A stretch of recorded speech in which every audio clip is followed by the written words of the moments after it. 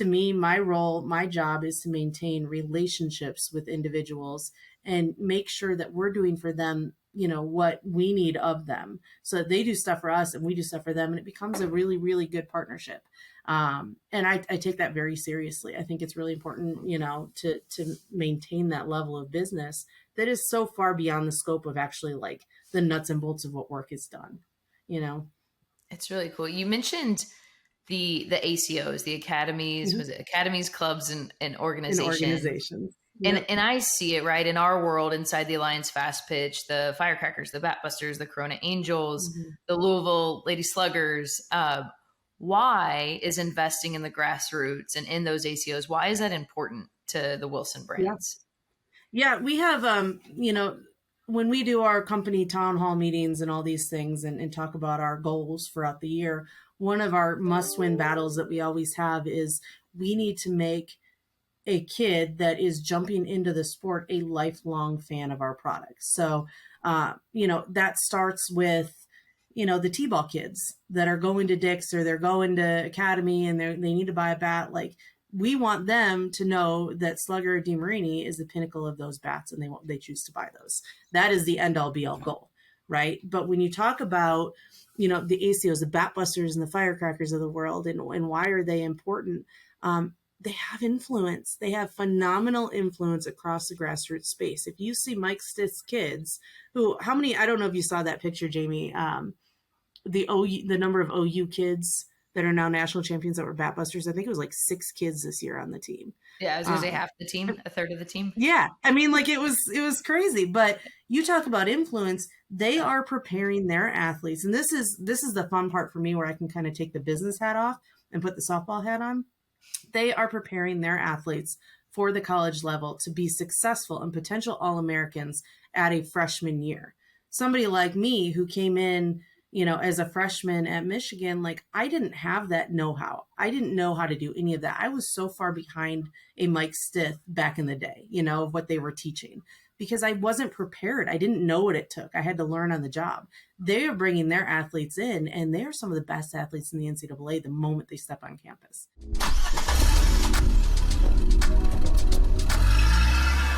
Welcome to the Car Ride Home podcast. I'm excited to be joined in the car ride home today by Jennie Ritter. Jennie is a Michigan Softball Hall of Famer, multiple record holder. There were way too many for me to include with all of your pitching records. 2005 Women's College World Series national champion. We're going to talk about that. Engineer major at Michigan that I just learned about. ESPN Softball and Big Ten Softball Analyst. And Fastpitch Business Manager for the Wilson Softball brand. So we're going to talk a lot about that and your investment into the sport of softball. Jennie, welcome to the car ride home. Thank you. I'm so happy to be here. We have so much to talk about, so I love it. And you and I can talk a lot because we're both forever. Well, let's start. We always set the stage in the car. And so we're going to start with you're in control. What kind of music are we listening to in the car ride home? Oh, man. Are we going to a game? Because if we're going to a game, I've got a full different playlist. But my daily chill is going to be like country. I'm a country gal. Something that has feelings, something that tells a story. Give me all the feels. If I'm going to a game, though, I need to like hype it up a little bit. Give me a little rap. Eminem is my go-to for getting fired up and gotta have a little bit of anger, a little bit of energy. And then I'm ready to play. So wide variety, I'd say. Is that how you played? A little bit of anger? Oh yeah. What's so funny is before games, I used to, hear fans cheering on the other side or whatever. And I would totally in my mind, I think, make up stories about like, how dare they do this or whatever. And it literally fired me up to get me in the right mindset to just go and attack batters.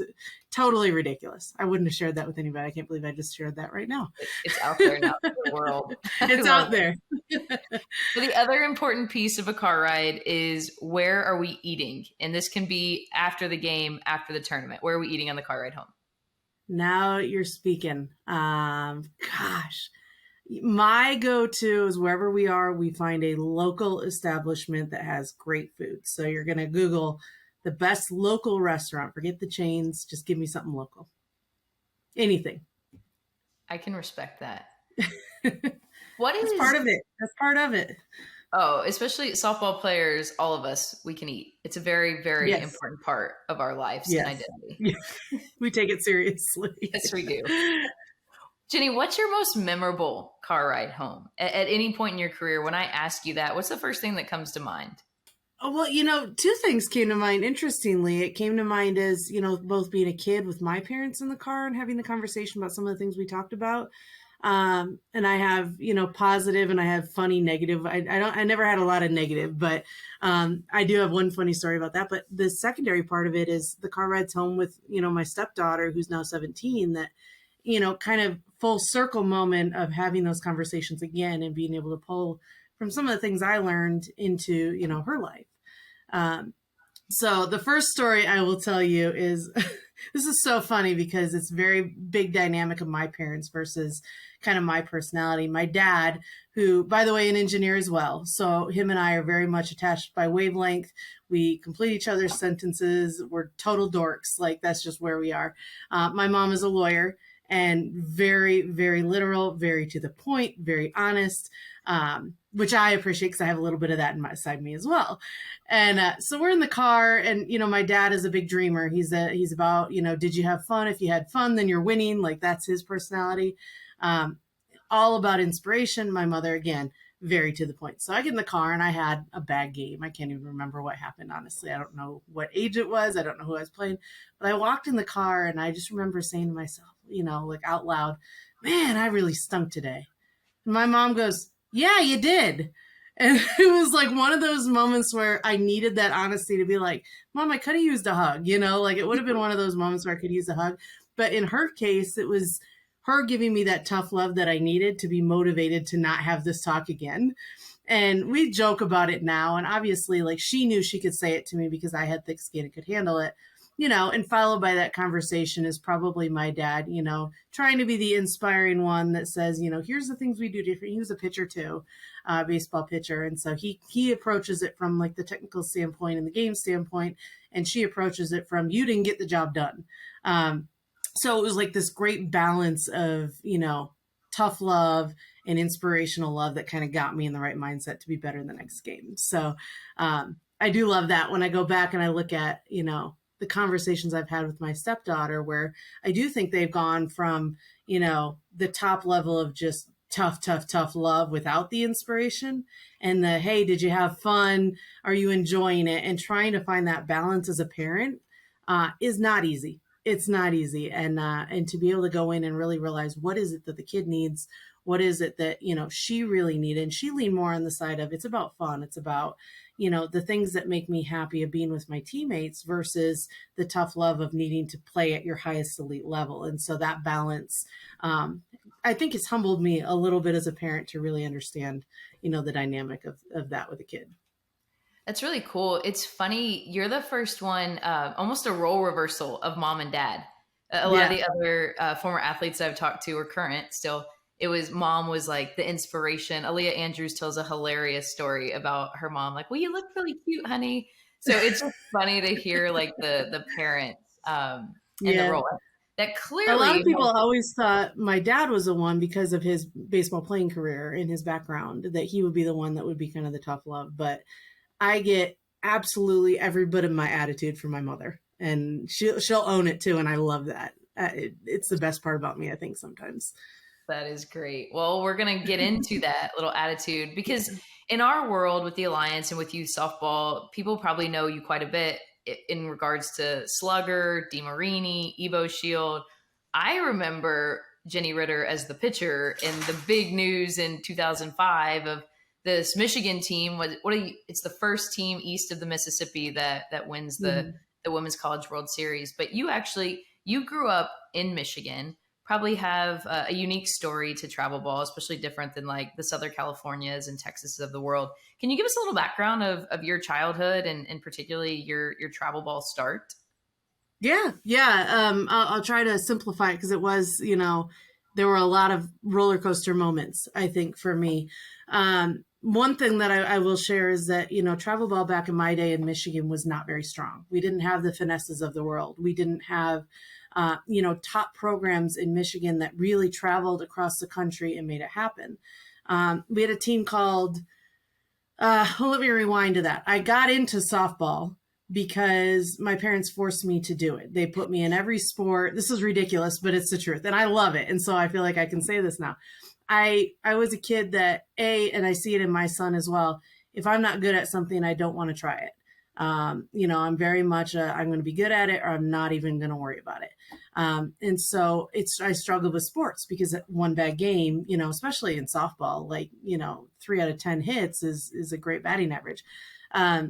And so I really struggled with the consistency of wanting to stay in it because I wasn't always good. But one thing I could always do was throw the ball really hard. Didn't know where it was going, but could always throw it hard. So my parents threw me into 12 and under softball because my sister was playing. They said, give it a year. If you love it, then keep playing. And I ended up falling in love with it. And the rest is history from that point. But we were, I think we were like 2-60 that year. It was around the time where we played a million softball games. Couldn't win a single one. I remember one time we played a team out of Canada, and our entire goal about that team was to get foul balls off the pitcher because she threw 60 at 12U. And that was just our goal. That's how we win. And I think we had 7 foul balls. It's funny that I remember that because that was the moment that I remember. Following that, I played another team. They sat me the entire season. I pitched the first game, 18 strikeouts, sat the entire season, finished the last game of the season with 18 strikeouts. A lot of politics involved. It happened back then. Even to this day, there's politics.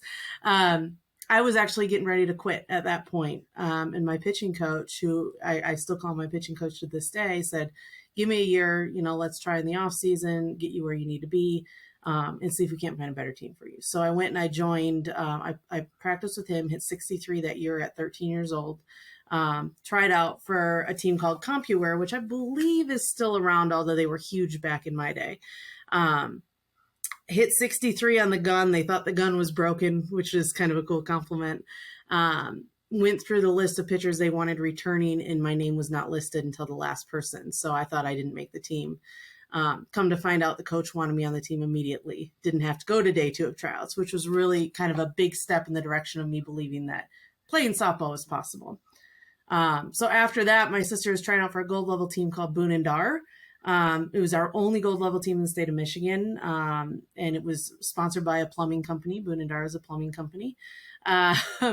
And I went to warm up for my tryout the following year, and she was trying out. They saw me warming up in the bullpen, getting ready for my other tryout.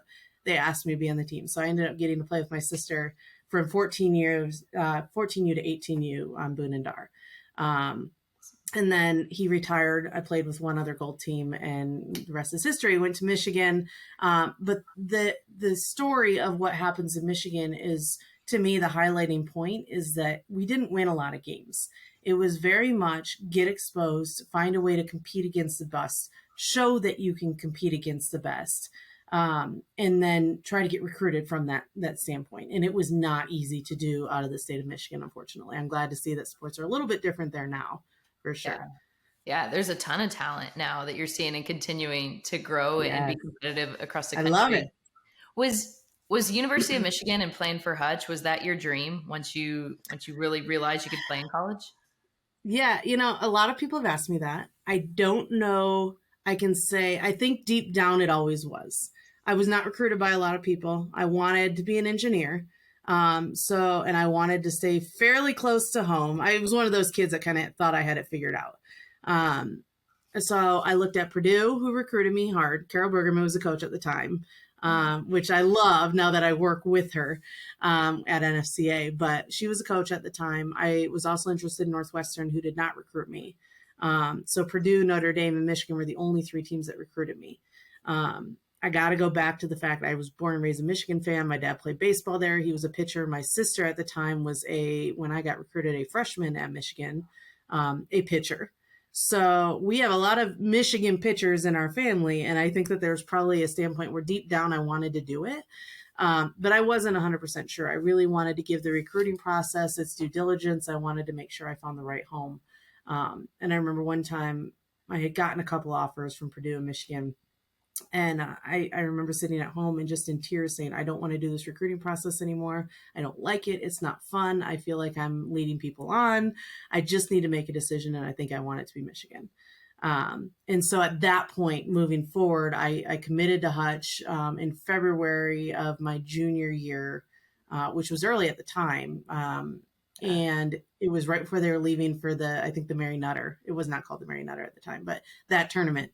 And committed right before they left for that. I remember the moment, and the rest is history. I realize now that I bleed blue, that there was no other place for me than Michigan, and that I could never consider doing anything other, than playing for the Black M. So. I hope you remind Kate and Carol Drohan, though, that because I'm assuming they were the coaches right? back then, that they didn't recruit you at Northwestern.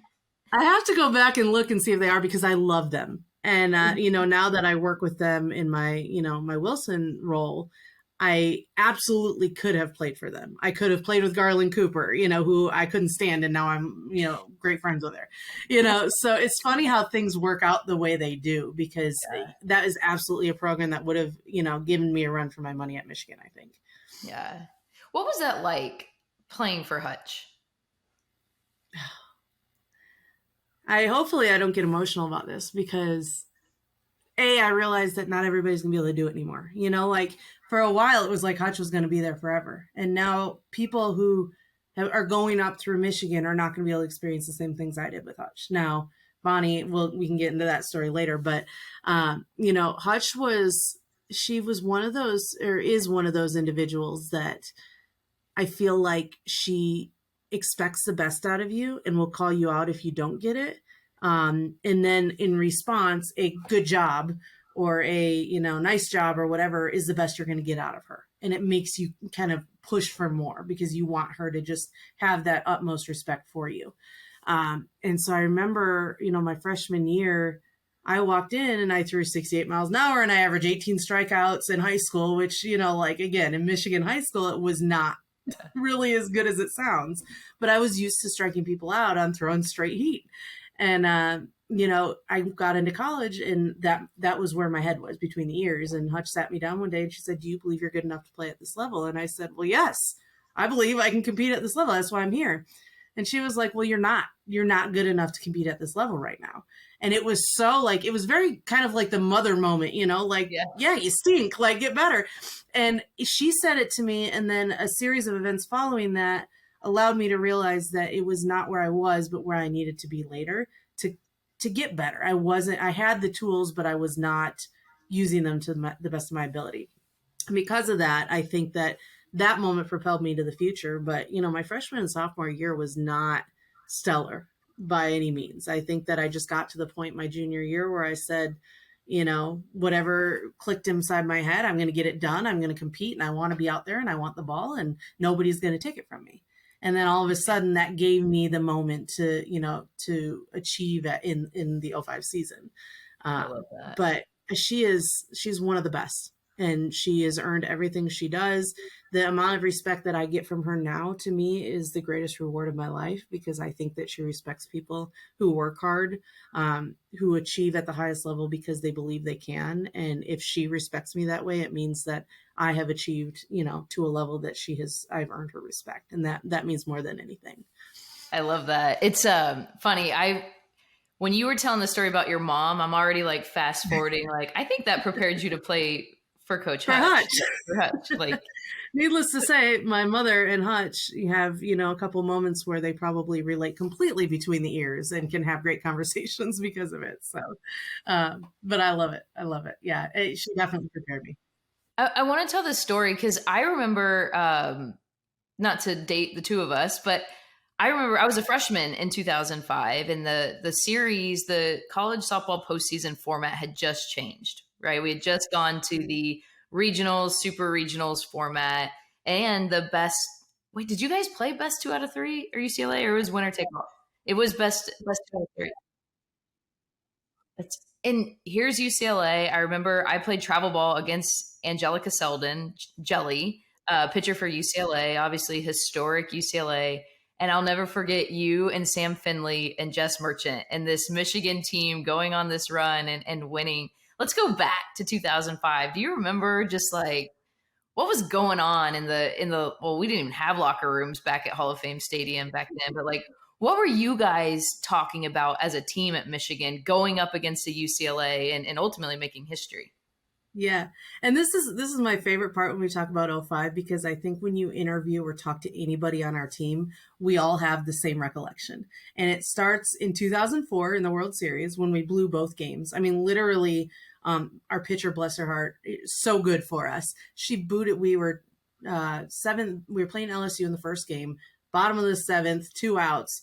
She gets a ball grounded to her, great defender, just bobbles it, boots it into the dugout. Girl gets the second. They tie the game up. Long story short, we lose that game. We go into the elimination. We blow that one too. We go 2-0 in '04. We were a good team. And I don't think anybody will remember that or believe that except for us. But we left that so angry. And it was the first time, I mean, we never fared well in the World Series.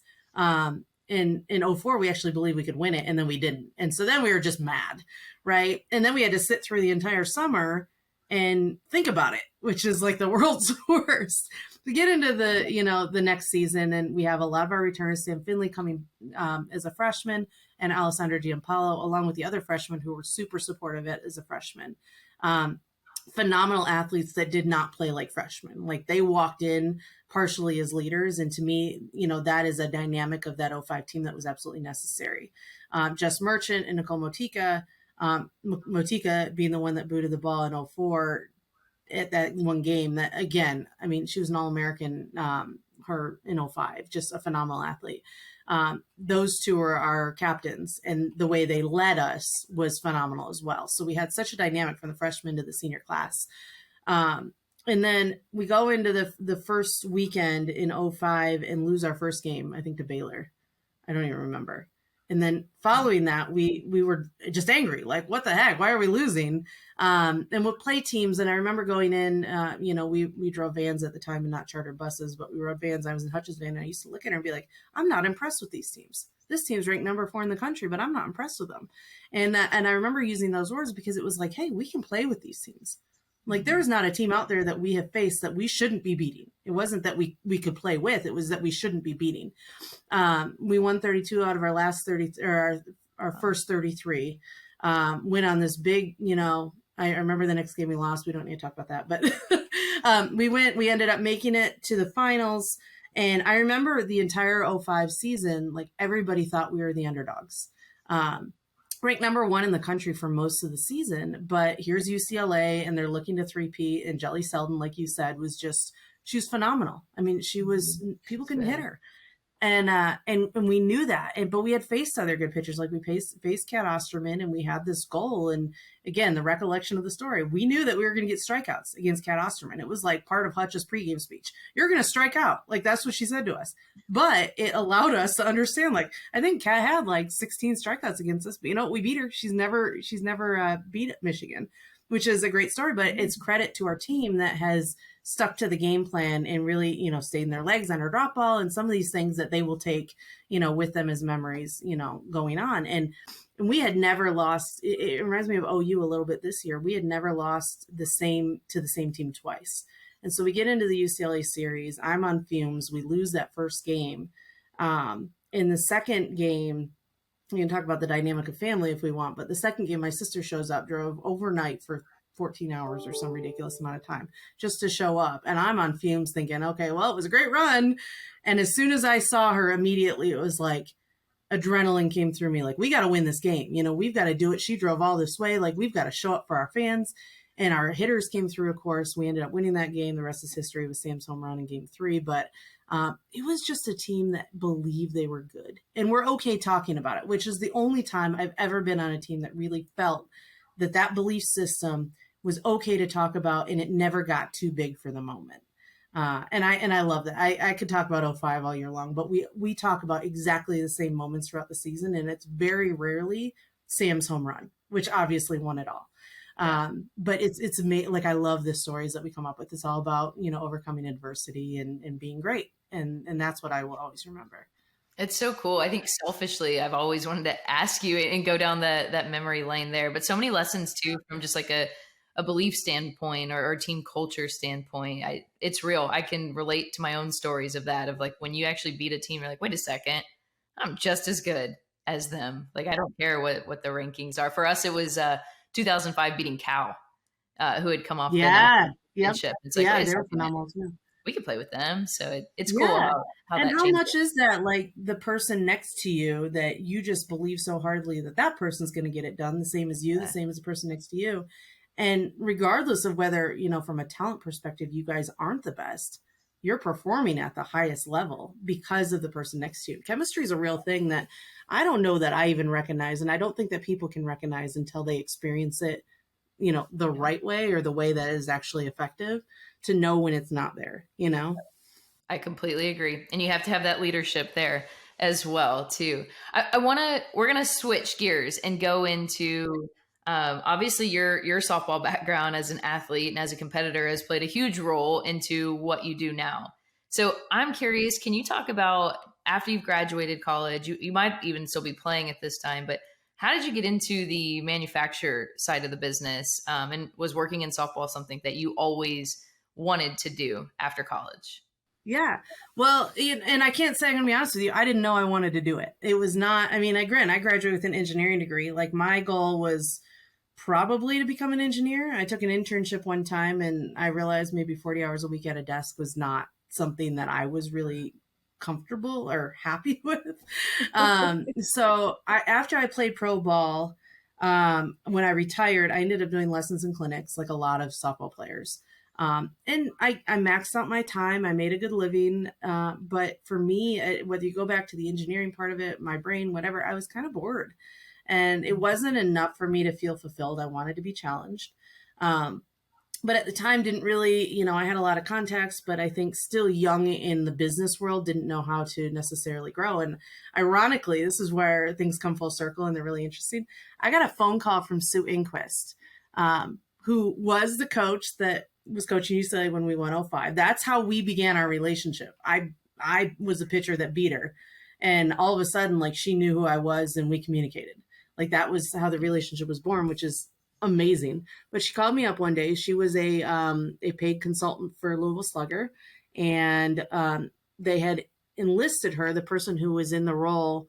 My roles evolved since then, but the role that I took had gotten promoted, and they wanted somebody in the softball world that had relationships to fill that spot. So she cold called me, asked me if I was interested. I flew out for an interview. The offices are above the Louisville Slugger Museum. So we got to go into the museum and see the bat vault with all the bats that were caught for specific pro baseball players, like Babe Ruth. Like, it was amazing. If you haven't done it, Jamie, I need to get you in there so you can do it, maybe at the convention. But it was just like, it was such a cool experience, and I felt like it was the right place for me. And I don't have a marketing background. I didn't have, a whole lot of business background in that sense. But what I did have was the relationships that I had grown through the sport and the know-how of the sport. I knew who was good in college, et cetera, et cetera. And so I took the job. I don't think I was very good at it for a long time, maybe a couple of years. A lot of mentoring, but it was the challenge that I needed. Louisville Slugger got bought by Wilson, I think almost exactly a year to the date of when I got hired.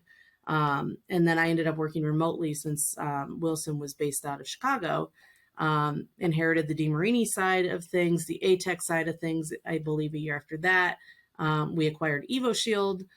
So I went from, in the first couple of years of my job, from Louisville Slugger only to managing Louisville Slugger, ATEC, EvoShield, Wilson, and DeMarini. I think it's all of them, 5. That's what we have.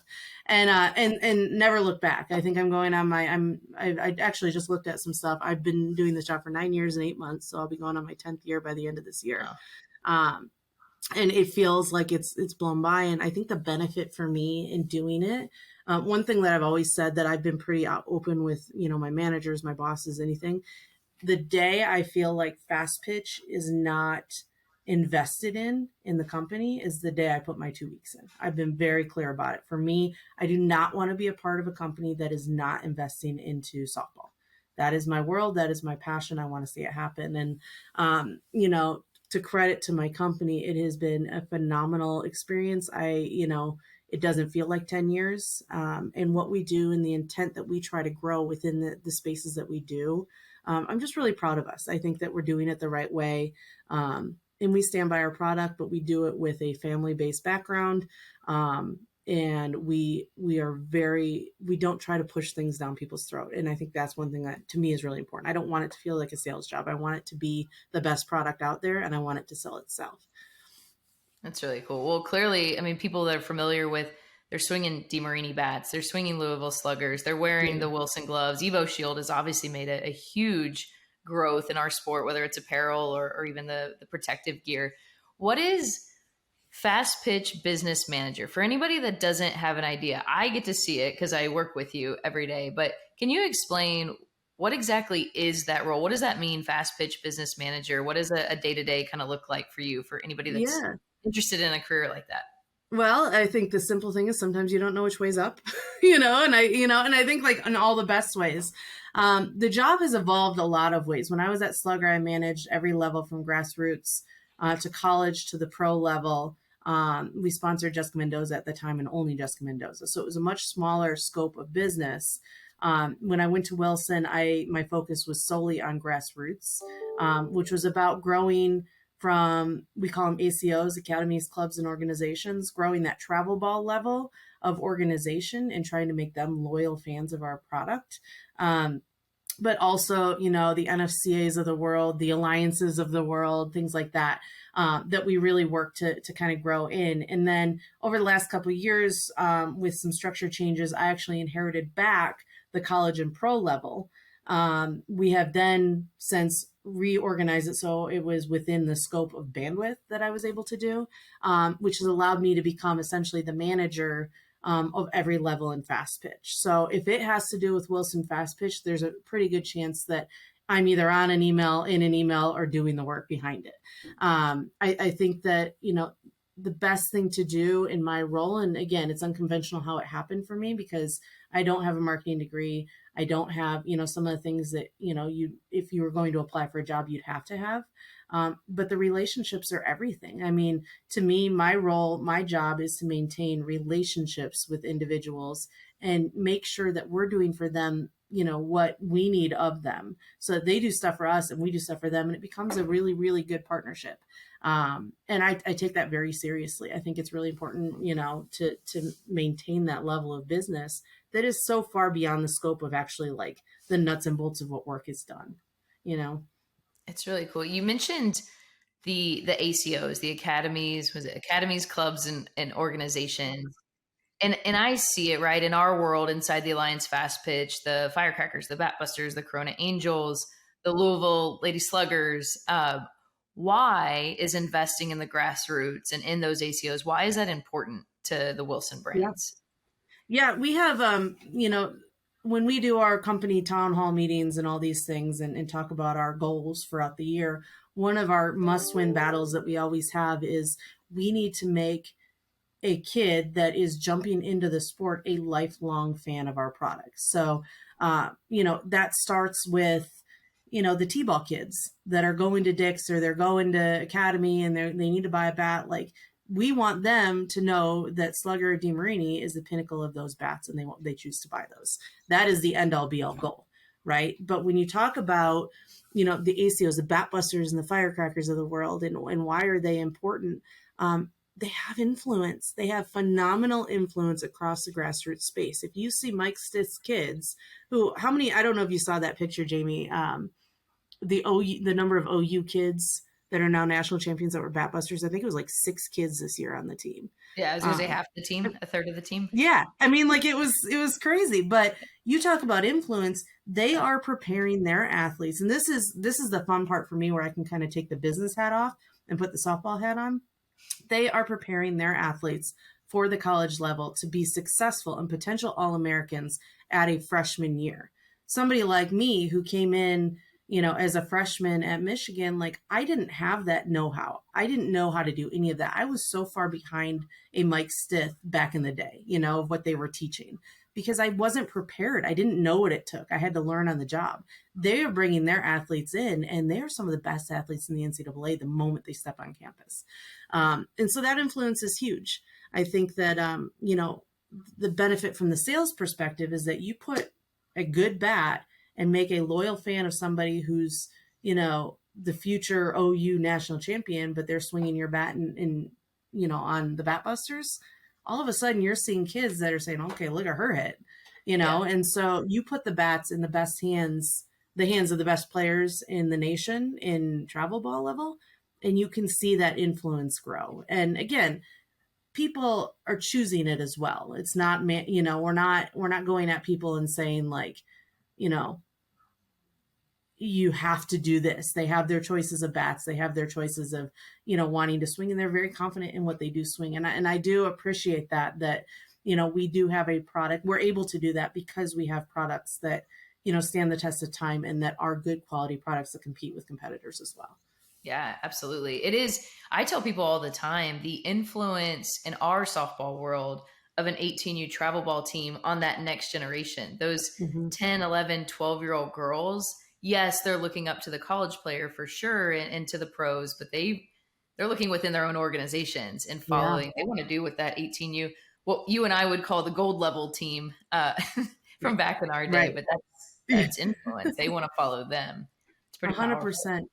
It is powerful. And I think it's incredible testament to those athletes as well, because it used to be back in the day, you get to college and you really had to watch what you were doing. And everybody is always watching now. Everybody knows who you are, what you're doing, how you perform, how you respond, how do you talk to your parents, how do you talk to your coaches? Like, and I think that's a significant amount of pressure that's on those athletes. But again, going back to, those ACOs of the world that, we put our focus on, they prepare them for that moment. They have plans, they are expected of it. And to me, it just makes it builds the human being as a whole more so. And it forces them to maybe be a little bit more mature before their years. But at the same time, they're learning core values that will carry them, well into the working world. Absolutely. Hopefully they'll take our jobs, mine and your jobs down the road too. Yeah, right. Well, by the time, Jenny, that this comes out, you and I are both getting ready to head to Colorado, as is probably the rest of the softball world. We'll head to Right. Colorado. And one of the events that's going on is one of our partnered events, the Alliance Super Cup Series, presented by, Evo Shield. I came to you very early on, probably a couple months into the formation of the Alliance Fastpitch. We at that point didn't really have an established brand. I want you to tell the world what intrigued you about the Alliance, and why is it important for the Wilson brands to be a partner of the Alliance Fastpitch? Well, I'm going to toot your horn for just a moment. You don't have to That do that. I didn't really in heard what it. I know about you and what you're able to execute, to me, I'm going to put my money on you all day long.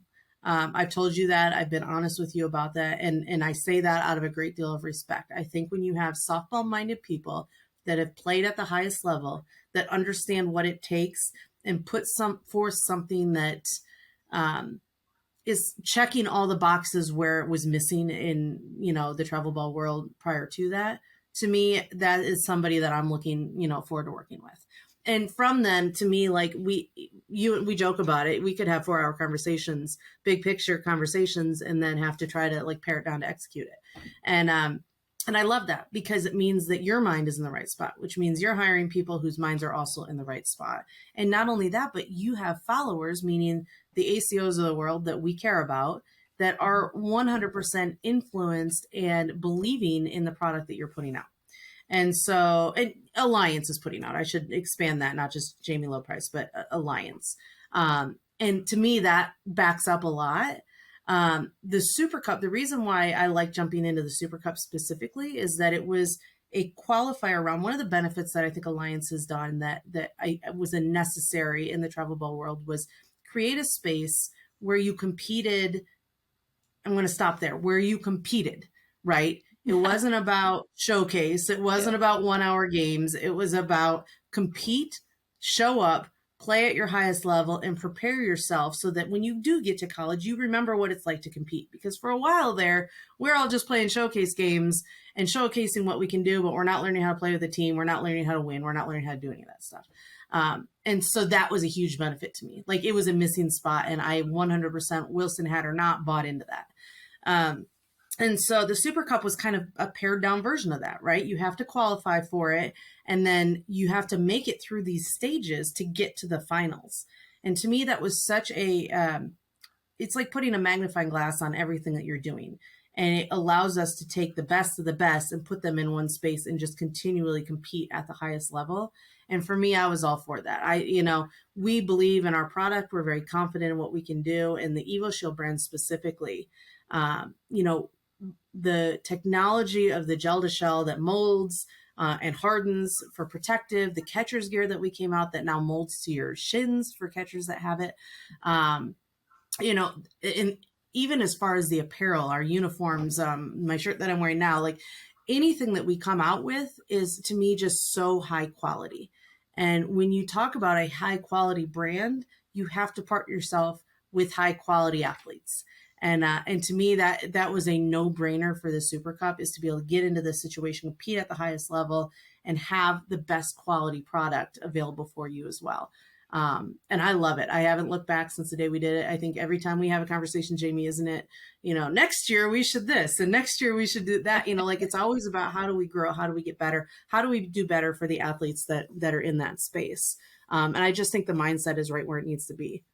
Well, you said it right there. How do we do better for the athletes? And I think that's a driver inside the two of us. It's definitely with the Alliance Fastpitch board and the key founders who built this thing. And I know that in your brand as well. What can we do better? And treating these athletes, these female athletes, the way that they should be treated. That's something that's so special for me. And to work with brands like you, like the EvoShields and the Wilson brands too, that they care about that. That's so important in what we do. Yeah. And I think, I don't know. You can compare it to baseball, and you can say, what are the elite athletes at baseball doing that are the scout teams and things like that? We should be treating our college commits, because we don't have girls that are going to go straight pro to our pro league from high school. So treating our college commits that are going to the highest level, the OUs of the world, or the Oklahoma States, or, anybody in our World Series, Stanford, whatever, if they're going to compete at that level next year, how are we treating them their senior year that are the best of the best? And do people even know who they are? Because I think that's the other part of it. And that's why all-star games and things like that to me are so valuable. But when they get to that space, I'm a firm believer that there should be some reward for putting that kind of effort in, for working your tail off, for being the best of the best. I think, how do we get better at that? I think making them feel like there's a reward at the end of it that's more than just the college, that's being recognized at that travelable space. I think that matters.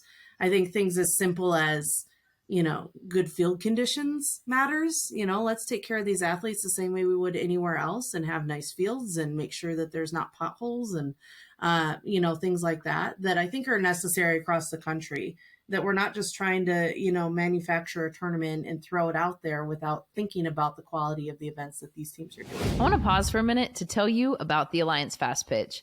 The Alliance Fastpitch is a national league system for amateur softball. I like to think of us as the pathway to play and the pathway to develop. If you're a youth softball coach or parent of a youth softball player, we know at the end of the day, you just want what's best for your daughter. But sometimes it's hard to figure out where to go or where to start. We're here to help you with that and to make your job easier. Softball is an important part of your life, but it's only a small part of your life. Think of the Alliance Fastpitch as your one-stop shop for everything. Build your fall, spring, summer schedule of tournaments inside your region. Compete on a level playing field to earn your national championship berth. Join a community of fellow youth softball coaches, parents, and athletes.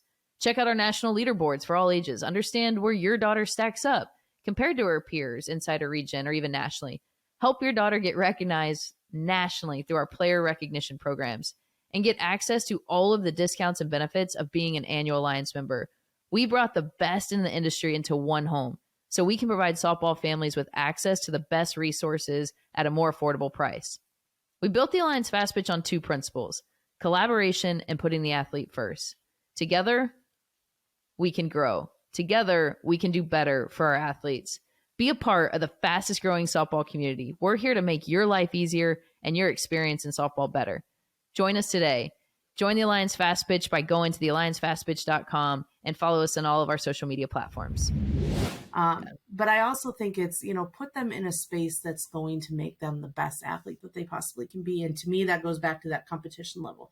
Put them in a space where they're going to show up. They're going to compete at the highest level. So a college coach who's watching them believes that they can.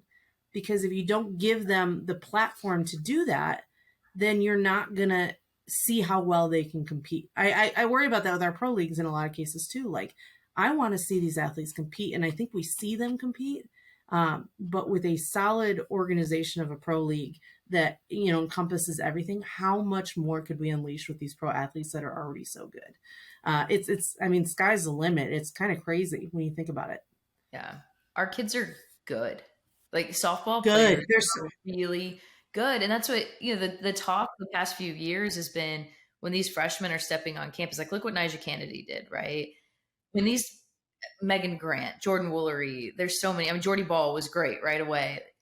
They're prepared. We're putting them, talking about that platform, like we're putting them in situations that prepare them. And then I think the hook is this, what you and I are talking about, of let's reward those athletes. Let's recognize them. Let's make big deals about them. So they're already brands going into college. And then to me, that's just going to help take our sport even farther when we have these athletes as brands. Well, and I think that, like, yeah, I mean, I think the fans are there, right? How many people have you spoken with that they watch one game in the World Series or regionals or whatever, and maybe they're not a fan, but they watch it and all of a sudden they have to tune in all the time? My husband is so gung ho about watching softball, maybe more than me. Like, every single game is DVR'd, and we watch it all season long. Like, I love it, but that extends into his friends, and it just becomes a massive, you know, like, little pockets like that grow the sport. So now you're right. You put a name in it's like in baseball, you know, those top prospects that are going to come out that might end up in college.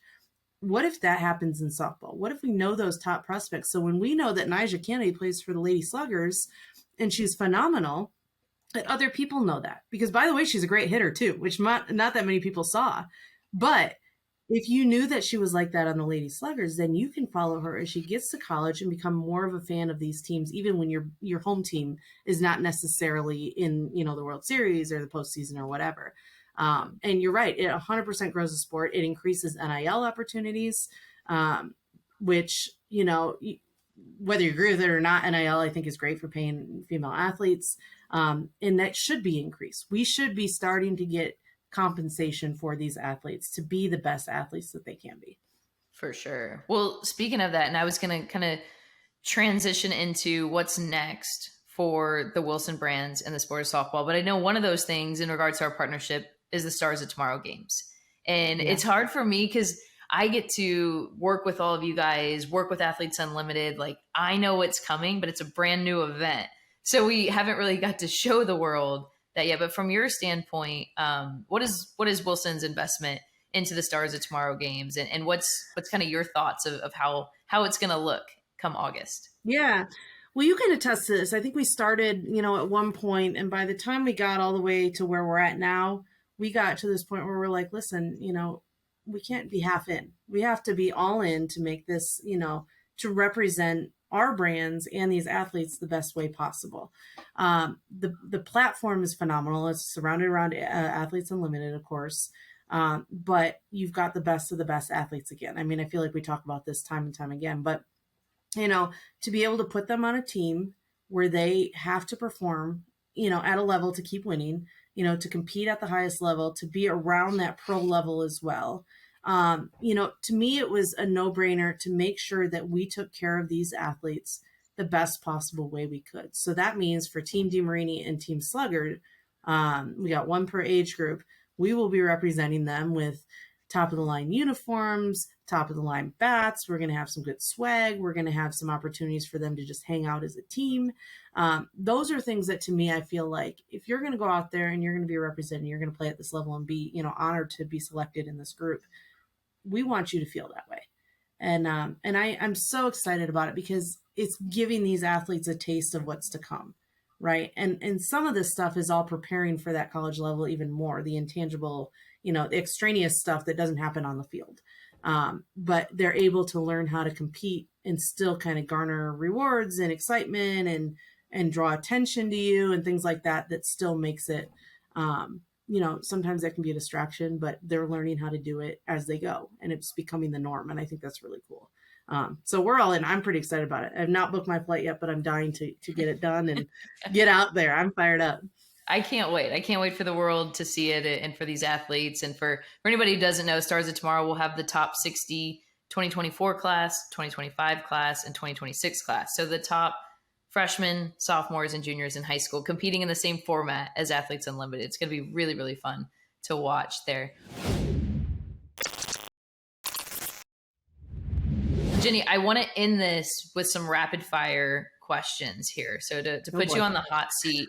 And I just randomly came up with this one because you have a ton of gloves behind you right now. And I know in working with your pro athletes, they actually get to design some of their own gloves. Who is the best glove designer of all of the Wilson pro softball players that you've had? Oh my gosh, we've had so many, but I'm going to give you 3 names. Okay. Alicia Ocasio comes out with the most phenomenal looks. Kelsey Stewart. If you're looking for a flashy glove, Kelsey Stewart is it. Like, ask her to design your glove. She's so good. My favorite this year was Deja Molipoulos. She just posted it on her Instagram, but black glove, neon green, some purple. She's got her medal on it from being AU champion last year. We embroidered a little medal on it. Says "Go Be Great" on it. It's everything Deja, and I love it. I love it. That's so cool. Okay. Go check out those gloves there. I do. And I'm looking and admiring all the gloves behind you. And I remember you mentioning Kelsey as well. What are you, and this is probably a loaded question, and you've done a ton of things inside your role with the Wilson brands. What is one that stands out to you that you are the most proud of? This might be a cop out, but I think the thing that stands out to me more than anything is I'm going to call it pride, and maybe that's tooting my own horn, but my pride of being able to garner relationships with the individuals that I do, and talk about things that are beyond softball. So understanding who they are as a human, whether they're my partners or not. I mean, I have relationships with coaches that are not our partners. And to be able to just understand where they're at in life, what they're doing, how it all connects. To me, that fills my cup to know that the people that we're working with or that are in the sport of softball are genuinely good human beings, even outside of the sport. To me, that's everything to me. It's the biggest reward for sure. I like it. I'm going to switch to softball, back to your career. Do you remember who was the toughest hitter you ever faced? Okay, I'm going to throw Garland Cooper out there because the amount of stories I've said on air on ESPN or anything like that about Garland Cooper and me hating to go against her. And, she jokes that I struck her out all the time. I joke that she hit bombs off me and there's dents in Welsh Ryan Arena. She's one. The other one that I remember wholeheartedly is Kristen Rivera at Washington. Oh, yeah. And I don't really know why. It's not like I played her a ton, but when I did, I felt like it was always, here she comes up to bat again. I remember in that 05 season, I think I had a perfect game or a no-hitter going till the bottom of the 7th with 2 outs in the first game against Washington in our supers. And she smoked a home run off of me and lost the no-no and the perfect game. But there were moments and it was not like sort of a home run. It was probably still going. It was that good. So yeah, she stands out to me. She definitely does. We always have that one, right? Mine are the arch nemesis of pitching that I face. Always. Who's one of? I know this is a loaded question too, and you'll probably have several. But who comes to mind first when I ask you who's the greatest teammate that you ever played with? Oh, you know what? It's an easy answer. Jessica Merchant, all day long. Stanford associate head coach. I will put my money on her all day long. There is something about her. And I don't necessarily know she got the same kind of love as she should have in that 05 season. Sam hit the game-winning home run, but the two of them were competing back and forth for home runs all year long. I don't know where they led in the nation, but it had to be up there. It was well over 20 per kid or per person. But her leadership skills, her ability to make things feel easy, whatever she told me to do, I was going to do it. And it didn't matter what it was. She allowed you to be your own person, but she allowed you to compete at the highest level. I will forever be indebted to Jessica Merchant all day long. If you are being recruited by Stanford right now, sign your letter of intent. Go there. I'm not, and I should be saying that about Michigan, and I will say that about Michigan. Go to Michigan too. But Jessica Merchant she's everything to me. I can't wait for her to get in the Michigan Hall of Fame. She absolutely deserves it. Hopefully somebody's watching and remembers that and puts her in the Hall of Fame because she deserves it. But I just love her to death. I think she's phenomenal. Probably one of those teammates that you always knew she was destined to be a coach. with Yes. her Oh, leadership hands skills. down. Hands down. She's exactly where she needs to be right now. Okay, to close it, give me one phrase or saying or something like a one-liner that sticks out from Hutch that she used to say, whether to you or to the team. I'm going to go only because it's totally Hutch. Again, when you hear positive things from Hutch, they're very simple. She's the most sarcastic, funny. I'm going to go with serious too, because when she gets fired up, she gets fired up. But she just has a unique way of getting the best out of you and still making you laugh. We won the national championship, and you'd think like there'd be like positivity and excitement. She just said to us, "Good for us." And so like then it became this running thing that every time we did something well, it's good for us, and that was about the extent of that celebration, and again, that's Hutch for you. She never got too high, never got too low. And the other one is thanks for coming to Michigan. She used to always say that to people. We'd win and she'd look at you and say, thanks for coming to Michigan. And I know I said it to her a couple times after she retired, that I just looked at her and said, thanks for coming to Michigan. So gosh, she's the best. Hey guys, we hope you're enjoying the Car Ride Home podcast. Hopefully we're filling the air and making your car ride home a little bit more enjoyable. Please be sure to subscribe to our podcast on Spotify, Apple, or YouTube, and leave us a review. If you have any special guest or requests that you'd like to hear, or have us bring a guest or a story onto the podcast, shoot us an email, info@thealliancefastpitch.com. We'd love to hear from you.